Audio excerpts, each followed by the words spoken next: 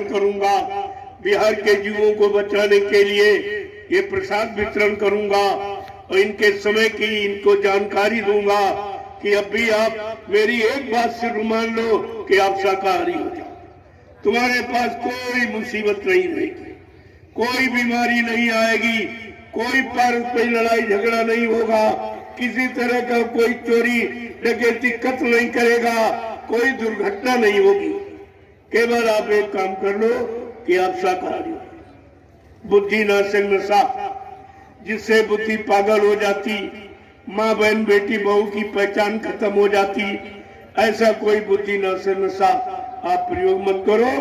और ये मुर्दा मांस, ये तो आपके लिए बहुत जहर है, क्योंकि तुम जिंदा हो, जिंदा मुर्दा खाए ऐसा तो कहीं नहीं लिखा। कोई गीता में, कोई रामायण में, कोई भागवत में, कोई कुरान में, कोई बाइबल में, कोई ग्रंथ साहब में, कोई धार्मिक किताब में ऐसा लिखा? किसी ने आपको ये सलाह दी है? फिर आपने ये कहां से किया? कोई देवी, कोई देवता, कोई मंदिर, कोई मस्जिद, कोई गंगा, कोई जमुना, क्या किसी ने इस तरह की आपको सलाह दी है? ये गंदे खान पान की। अरे गंदगी में तो कोई पूजा नहीं स्वीकार होती, और आप गंदगी खाओगे तो भगवान कैसे खुश होगा? देवी देवताओं की पूजा आपकी क्यों नहीं कबूल हो रही? क्यों आप गंदगी खाते हो? जब मंदिर में जाते हो, देवस्थानों में, तो जूता चप्पल बाहर निकाल देते हो। किस लिए? कि अगर जूतों में गंदगी लगी होगी, अंदर पहुंच जाएगी तो देवता नाराज हो जाएगा, भगवान नाराज हो जाएगा। और गंदगी पेट में रखे जा रहे हो तो देवता खुश हो जाएगा। क्या देवता खुश हो जाएगा? क्या भगवान खुश हो जाएगा? क्या खुदा खुश हो जाएगा? ये सब जानकारी आपको रखनी चाहिए थी। तो मुसलमानों की किताबों में लिखा, अगर कोई मुसलमान ये कहे कि हमारी कुरान शरीफ या हमारे मजहबी कोई किताबों में ऐसा लिखा, तो वो झूठ कहता है। मोहम्मद साहब ने कहा, ऐ मुसलमान ईमान रहमान वालो, ये पाक साफ जिसमें ये खुदा की इबादत के लिए मिला है। अगर तूने एक कतरा मांस का डाल दिया तो खुदा से जुदा हो जाएगा, और एक बूंद अगर शराब की डाल दी इसमें तो यानी मजहब से काफिर हो जाएगा। ये शिक्षा फकीरों ने मुसलमानों के तहत, लेकिन किसी मुसलमान ने इसे अख्तियार नहीं किया और ये सब परेशान हुआ। अब देखना किस तरह सफाया हो रहा। अभी तो मैं आपसे कहने आया हूं, पीछे सफाई शुरू है। जो मांसाहारी मुल्क है उनमें एकदम सफाई शुरू हो गई। अब वो राज पूरा खोल के बताते नहीं भारत को, लेकिन भारत हमारा धार्मिक देश है। इसलिए धार्मिक देश के लिए मैं धर्म की सच्ची शिक्षा, धर्म का यानी सच्चा यानी मतलब तरीका तौर आपको सिखाने के लिए आया हूं कि केवल अगर हमारी बात आप मान ले, आप सब लोग सपरिवार शाकाहारी हो जाओ तो सारी मुसीबत तुम्हारे घर परिवारों से चली जाएगी, और नहीं माने तो आगे भारी मुसीबत आ रही है, उससे बचना बचाना बड़ा मुश्किल हो जाएगा। बाबा जी ने पहले ही कहा था, अगर तुमने हमारी बात न मानी और संत महात्माओं की बात न मानकर आप सब शाकाहारी न हो पाए तो 12-12 कोस पर कोई एक चिराग जलता नजर आएगा, इतनी जनहानि हो जाएगी, इतने मकान खाली पड़े रहेंगे, कोई रहने वाला दिखाई नहीं देगा। जो आज आप 1-1 इंच जमीन पे झगड़ा करते हो, इन मकानों में कोई रहने वाला नहीं मिलेगा, इतनी जनहानि हो जाएगी। ऐसी कठिन समस्या को देखकर संत महापुरुषों ने आपके बचाने का ये निर्णय ले लिया कि चलो एक बार देशवासियों से फिर से प्रार्थना की जाए, शायद प्रार्थना मान ले और ये लोग सपरिवार शाकाहारी हो जाए तो ये बच जाए, इनका परिवार बच जाए, बाल बच्चे बच जाए, घर यानी घर गृहस्थी बच जाए, सामान बच जाए।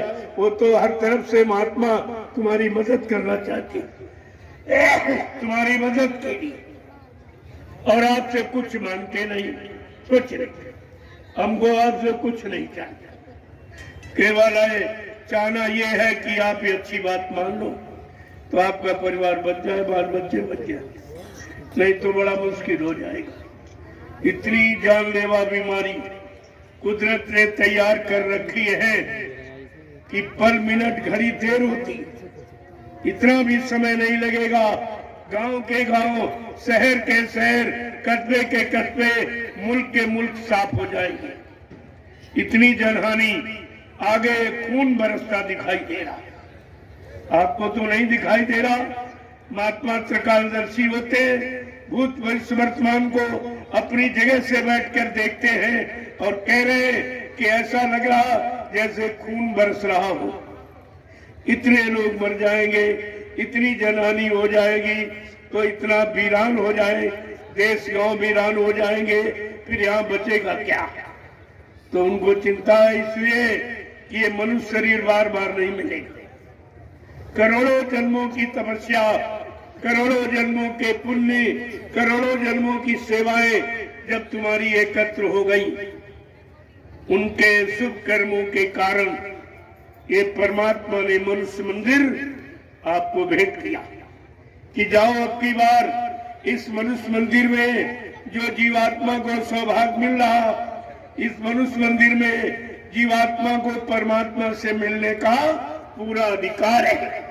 लेकिन परमात्मा से मिलाने वाले कोई संत महात्मा मिल जाएगा तो ये काम तुम्हारा आसानी में हो जाएगा। घर गृहस्थी परिवार में रहकर न आपको बाल बच्चे छोड़ने हैं, न घर परिवार छोड़ना है, न खेती दुकान दफ्तर बिजली व्यापार मजदूरी बंद करना, इसी में रहकर सच्चाई ईमानदारी से 8 घंटे अपना काम करो। शाम को बाल बच्चों की सेवा, जब कोई काम न हो तो 1 घंटा इसी मनुष्य रूपी मंदिर में बैठकर आत्मा से परमात्मा का सच्चा भजन करो, खुदा की सच्ची इबादत करो रूह से, तो सारे कष्ट मुसीबत तुम्हारे दूर हो जाए।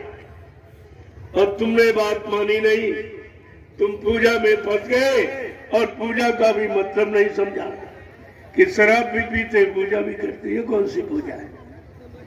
मांस भी खाते, अंडा भी खाते, पूजा भी करते, गंगा नहाते, तीर्थ नृत्य जाते, ऐसे कुछ होने वाला नहीं। गंदगी में कोई पूजा स्वीकार नहीं होती। और तुम ये गंदा खान पान करके अपना श्रम समय पूंजी कितनी आपने खराब की और पूजा से कुछ नहीं हुआ। जिन लोगों ने पूजा की सत्य बताइए आप, क्या जिसकी पूजा की वो मिला आपको? कोई आज तक देवी मिली, कोई देवता मिला, कोई भगवान खुदा गाड़ आपको मिला? फिर किसी ने कर? अरे दुनिया में कोई काम करते लाभ पाने के लिए। अगर खेती में अनाज पैदा न हो तो खेती करोगे आप? नहीं। व्यापार करते हो, मुनाफा न हो तो व्यापार करोगे? नहीं। नौकरी करते हो, तनख्वाह वेतन न मिले तो नौकरी करोगे आप? नहीं। लेकिन ये पूजा कब से कर रहे हो? 3 युगों से, और जिसकी पूजा कर रहे हो वही नहीं मिला। न कोई देवी मिली, न कोई देवता मिला, न कोई भगवान मिला, न खुदा गाड मिला, तो तुम्हारी पूजा किस तरह की है? कारण है जिसकी पूजा की वो यहाँ नहीं है। ये है मृतलोक, जहाँ हम आप बैठे हो, ये मृतलोक।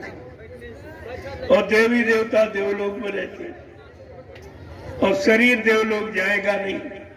ये तो यहीं पे जला के राख कर दिया जाता या गड्ढा खोद के गाड़ दिया जाता।